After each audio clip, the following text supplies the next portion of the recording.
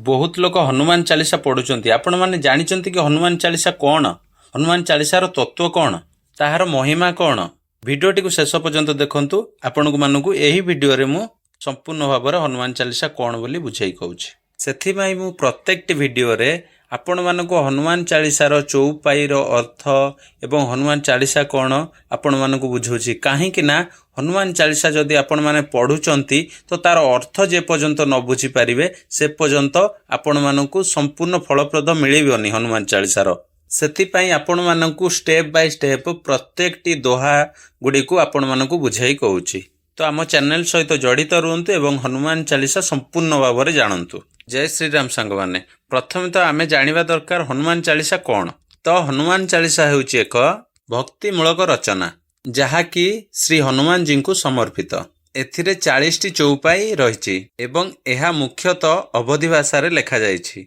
एहार अर्थ हेउछि हनुमानकर महिमा बल ज्ञान एवं भक्तिर वर्णना परिप्रकाश करा जाइछि। एही हनुमान चालीसा को पाठ कले मनरे शांति एवं नकारात्मकता ठारू मुक्ति एवं सबु प्रकार रोग व्याधि भय दुख कष्ट एवं भूत पेत पिशाचंक ठारू मुक्ति मिली थाए।